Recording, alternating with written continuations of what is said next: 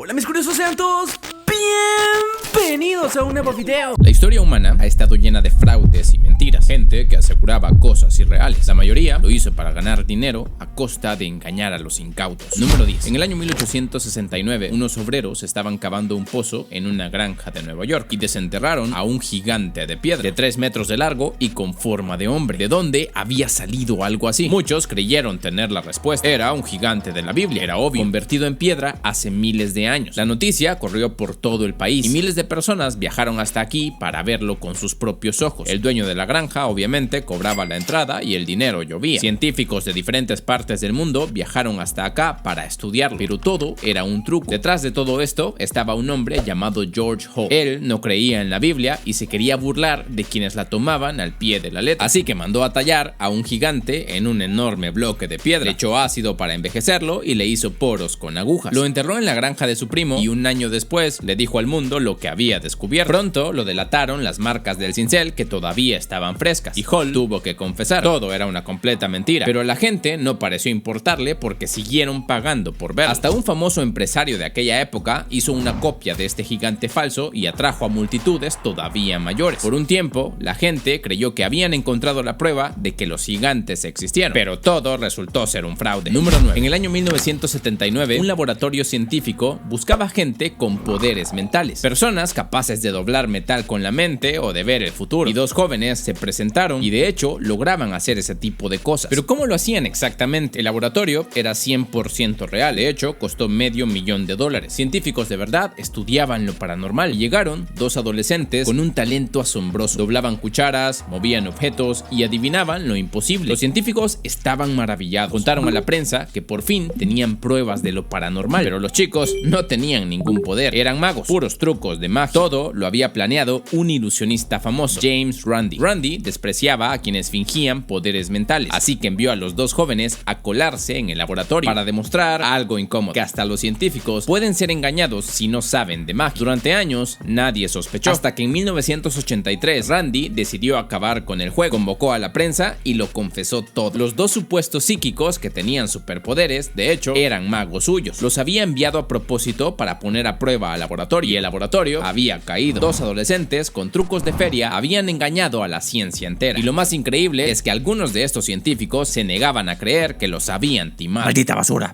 Benny, ¿cómo hiciste para teletransportarte en la casa?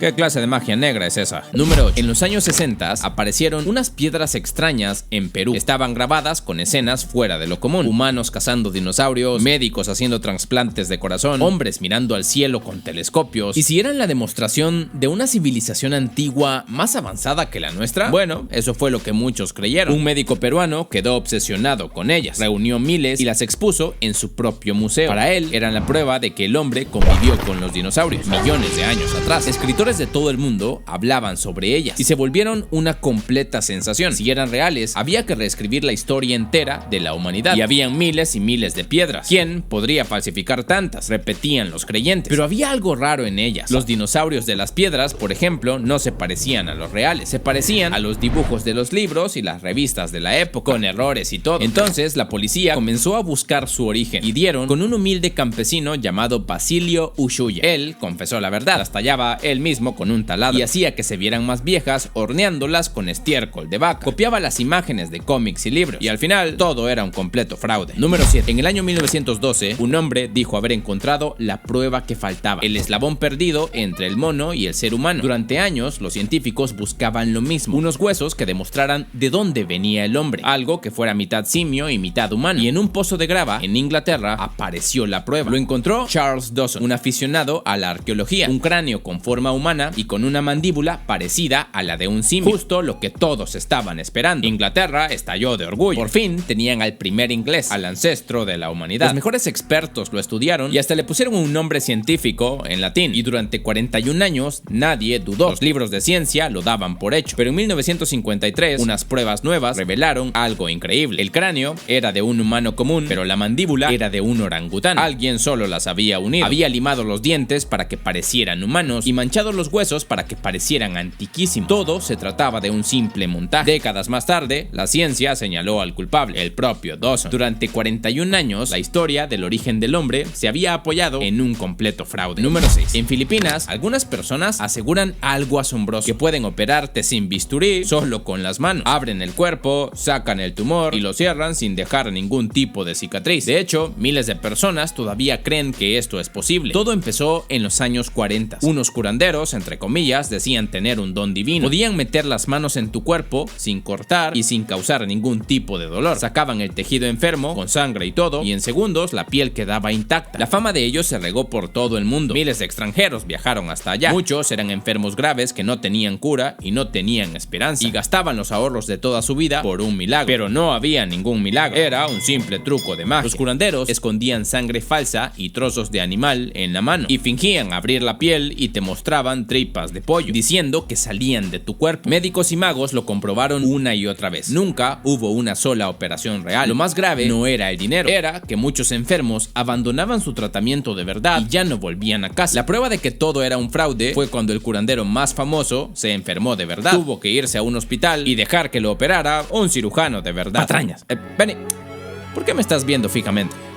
No estarás intentando operarme psíquicamente de nuevo, ¿cierto? Número 5. En el año 1835, un periódico anunció algo que cambiaría la historia. Había vida en la luna, no plantas o microbios, sino ciudades, bosques, ríos y criaturas asombrosas. ¿Cómo lo supieron y por qué mucha gente creyó en su historia? El periódico era The Sun de Nueva York. Publicó 6 reportajes seguidos y decía que un famoso astrónomo había visto la luna con un telescopio gigante y que había descubierto un mundo lleno de vida. Hablamos de bisontes lunares, unicornios y castores que caminaban en 2 patas. Y lo más increíble es que decían que había hombres con alas de murciélago, mitad humanos y mitad bestias volando entre los bosques. La noticia fue una bomba y todo el país la leyó y la creyó. Las ventas del periódico se dispararon y otros periódicos también copiaron la historia. Hasta unos científicos viajaron a Nueva York buscando el estudio original, pero ese estudio no existía. Todo lo había inventado un periodista. Su nombre era Richard Adams Locke. Lo escribió como una burla para reírse de quienes creían casi cualquier cosa, pero muy pocas personas captaron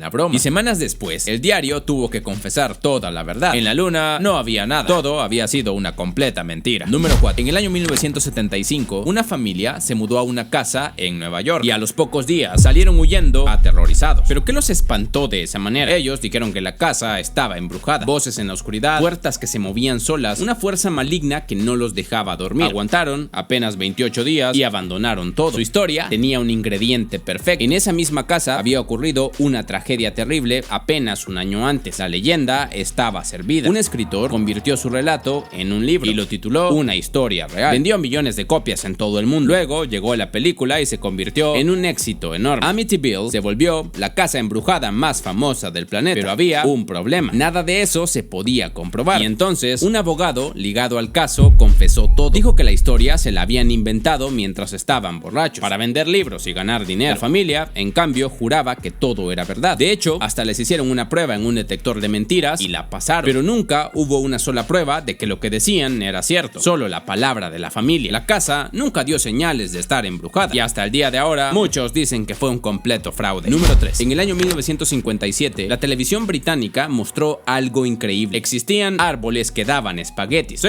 espaguetis, colgando de las ramas. El reportaje venía de Suiza y mostraba a una familia recogiendo la pasta de los árboles. La estiraban con cuidado y la ponían a secar al sol. El presentador lo explicaba todo con seriedad absoluta y decía que la cosecha había sido buenísima ese año, gracias al invierno suave y a que casi no hubo plagas. Hasta explicó por qué todos los espaguetis medían igual. Años de cultivo cuidadoso, aseguraba, y la gente se lo tragó. En esa época, la pasta era casi desconocida en Inglaterra. Muchos nunca la habían probado, así que ¿por qué no iba a crecer en árboles? Cientos de personas llamaron a la cadena. Emocionadas, querían saber una sola cosa: cómo plantar su propio árbol de espagueti. La respuesta de la BBC a las llamadas era la misma: meta una ramita de espagueti en salsa de tomate y cruce los dedos. Porque nada de aquello era cierto. Era el 1 de abril, el Día de los Inocentes. Se trataba de una simple broma, pero miles de personas creyeron que era cierto. Tengo hambre.